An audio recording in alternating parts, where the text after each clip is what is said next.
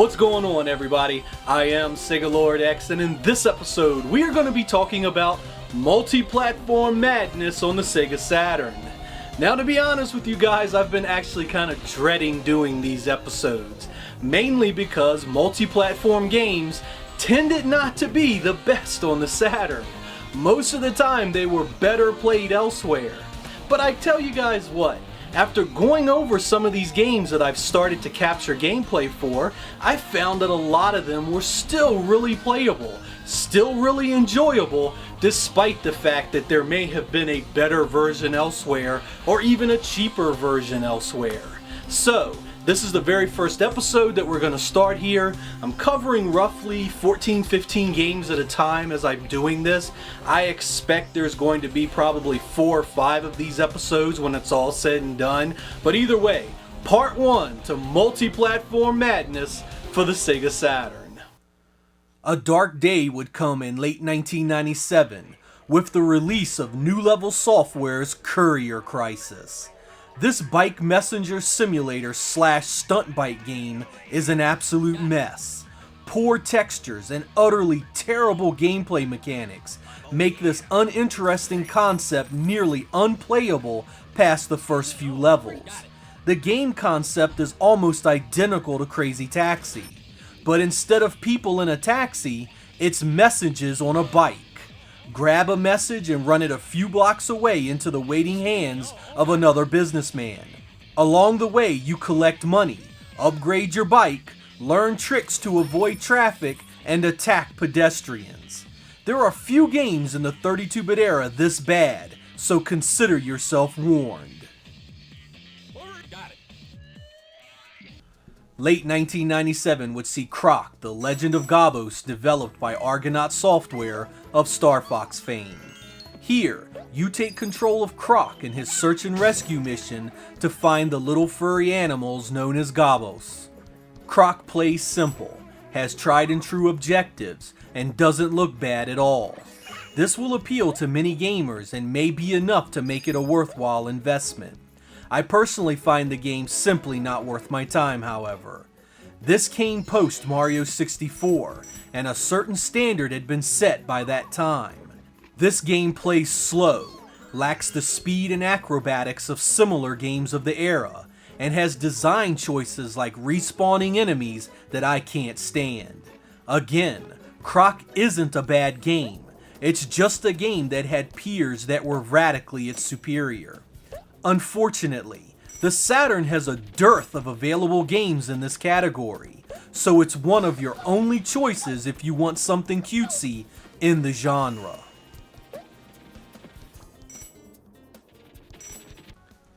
In early 1997, Fox Interactive would publish Hard Trilogy for the Saturn.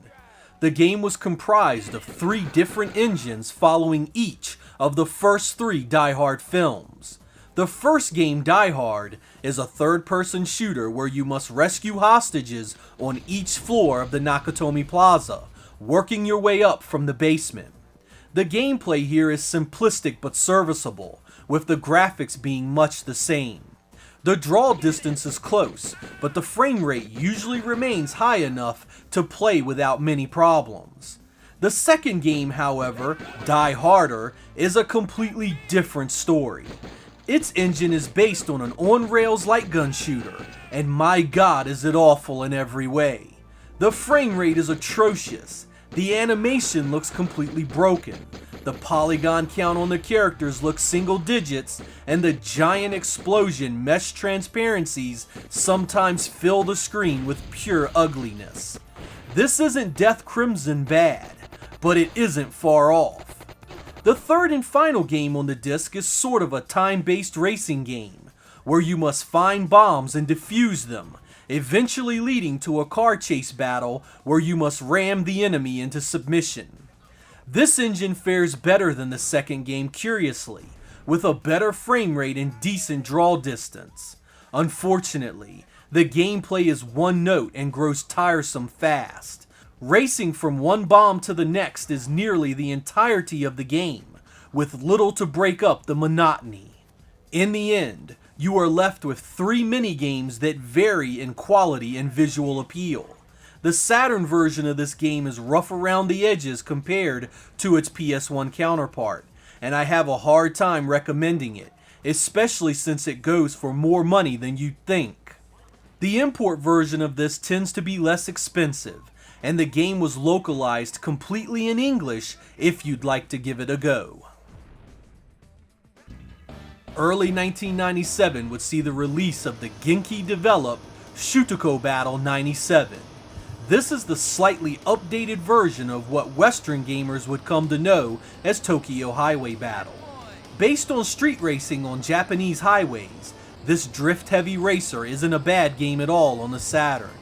The graphics are smooth and run great, and while the draw-in is noticeable, it isn't obtrusive. The soundtrack has some real winners here too, with a few of them making their way onto my phone. Gameplay takes time to get used to, and the CPU provides a damn decent challenge in the beginning. Playing it here for the first time in a while, I watched the taillights of the CPU for 3 races, unable to catch him despite coming close a number of times. This one again is cheap and an easy pickup for your import collection. Gridrunner was released in late 1996 and was developed by Radical Entertainment of the Prototype games. This overhead action capture the flag hybrid is quite genre-bending for its time. You are tasked with collecting flags faster than your opponent, but if you are hit during play, you become unable to capture the flags, forcing you to track down your opponent directly to regain the ability. There are collectibles strewn about the map that have various effects on each player, as well as environmental hazards that can help or hinder your advancement. In single-player mode, you fight various computer-controlled personalities with different traits, which you must defeat to move on and level up your own abilities. Multiplayer is fairly enjoyable, but I can't help but feel it would have benefited from 4 players instead of the 2 you actually get. Some of the larger arenas can go an entire match without even seeing the other player. This is another cheap one though, and it's solid enough to earn a place on your shelf. Early 1997 would see the release of Independence Day by Radical Entertainment. This flight combat game is exactly what you would expect of a licensed property from the 90s. Loosely based on the film of the same name, your goal is to defend Earth from a full-scale alien invasion. Level objectives are your usual kill this, protect that variety. Graphics are pretty ugly here, with short draw distances, mesh effects galore, and ugly textures everywhere. The frame rate is high enough to keep the game playable though, but by the 3rd level, you've seen pretty much all this movie license cash-in has to offer. It's cheap though, so if you want a vanilla flight combat game, this may be the way to go. NBA Jam Tournament Edition was released on the Saturn in late 1995 by Acclaim. As with most versions of this game, it plays undeniably well. It's easy to pick up, the controls are not complicated, and within minutes you're on fire and burning the house down. The game also still looks great, with a high energy presentation that keeps the game moving along and it never gets dull. The real draw here is the co-op multiplayer that supports 4 players, taking the game to the next level of fun factor. A few beers and some friends and you'll be up all night with this great playing classic. Late 1995 would see ports of the Data East arcade classics Thunderstorm and Road Blaster on the Saturn. Known as Cobra Command and Road Avenger in North America, these full-motion video games are among the best to come out of that genre. Thunderstorm is a helicopter shooter where you must stop terrorists from wreaking havoc, and Road Avenger is a car combat game where you must avenge your fallen bride by the hands of an evil gang. The Saturn versions here look great, with the only negative being that Road Avenger lacks the redone soundtrack of the Sega CD version. This hurts the presentation of the game, as the arcade tracks feel foreign to those who loved the Sega CD version. Both games are also hard as hell, and even more so on current displays, where input lag can make already split-second timing nearly impossible. Despite this, these games are nearly timeless, and the import-only release of these games are not crazy high. If you liked them back in the day full motion video ruled the CD landscape, you may want to take a look at these. Shockwave Assault was released by EA in mid-1996. This port of the 3DO original and its expansion has you flying predetermined paths and destroying various enemy ships along the way. Much like ID4, the Earth is under siege from aliens, and you must rid the planet of them single-handedly. Gameplay is ultra simple. Fly the path and shoot whatever shows up. You get segments of full motion video here and there to move along the B-movie story. But the excitement pretty much ends there. Nothing is broken or terrible in Shockwave Assault. It's just game design at its most basic. Again, this one isn't terribly expensive, so if you just want to kick back and shoot at things, this one might be for you. In mid-1996, the Saturn would receive another good basketball game in the form of Slam & Jam 96, featuring Magic and Kareem. This one uses a 3D engine comprised of scaling sprites and backgrounds played from a third-person perspective of your entire team and your side of the goal. Mechanics here are more robust and deeper than NBA Jam, but make no mistake, this is no simulator. Dunks from the free throw line, crazy half-court shots, and high-scoring games are the norm. Graphically, the huge, well-animated players hold up extremely well, as does the smoothly scrolling court and well-detailed crowd. Only the lack of an NBA license hurts it, and even so, the game is still definitely worth owning, especially at its meager asking price in every region. In late 1996, Sega would release Sonic 3D Blast for the Sega Saturn. This is a last-minute port of the Sega Genesis game, and it shows in nearly every single way. Played from an isometric perspective, Sonic is tasked with recovering the Flickies, small birds captured by Dr. Robotnik. Each stage's Flickies must be recovered and freed in order for you to move on in the game. Essentially, this becomes a fetch quest scenario that drives the entire game, with only boss fights and special stages breaking up the routine. The visuals are low grade and unimpressive on the Saturn, and Sega could have done far more to show off what the Saturn could do here. Sonic 3D Blast is solid enough to entertain the younger crowd, but anyone wanting a real Sonic experience on the Saturn will not find it here. It's a much slower, often plotting affair that has a gameplay hook that fails to keep you motivated. Pick it up for your kids, skip it for yourself. Tenchio Kura 2, or simply Warriors of Fate in the West, was released in late 1996 for the Saturn by Capcom. This direct sequel to Tenchio Kura, or Dynasty Wars elsewhere, is a side-scrolling hack-and-slash beat-em-up in the vein of the Dungeons & Dragons collection, also on the Saturn. Choose one of 5 characters of varying technique and fighting styles, and prepare to be assaulted by screen-filling mobs trying to kill you. The story here is inspired by the popular novel Romance of the Three Kingdoms, but that'll mean little to Westerners since it's all in Japanese. Luckily, this one has the graphics and co-op multiplayer to make it a damn solid game.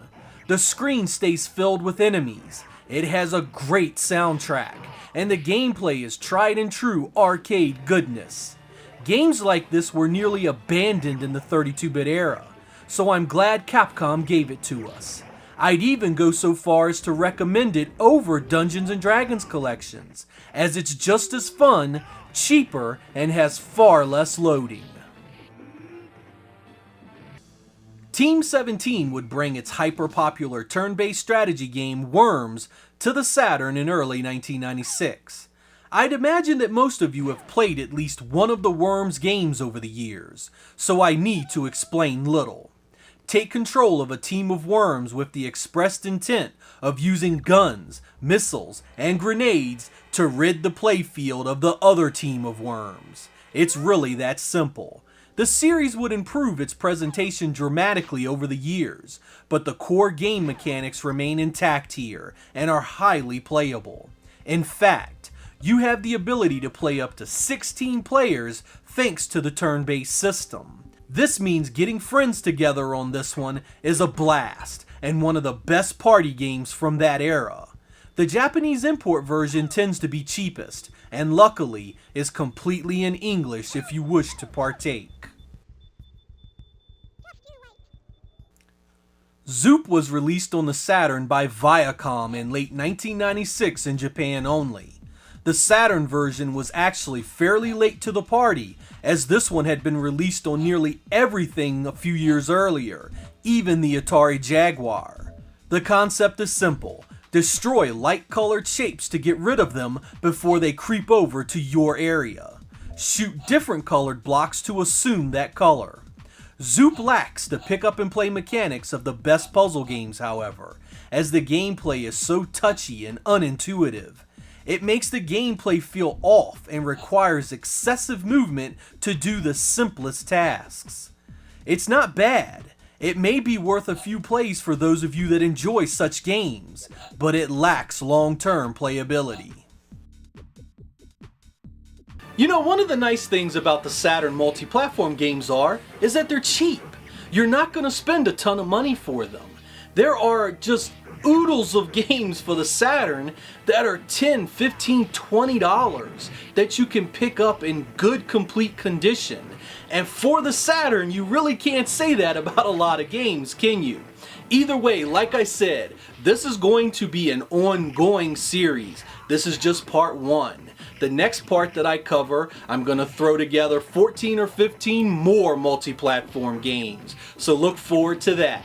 I am Sega Lord X. I appreciate you guys watching. I'll catch you next time.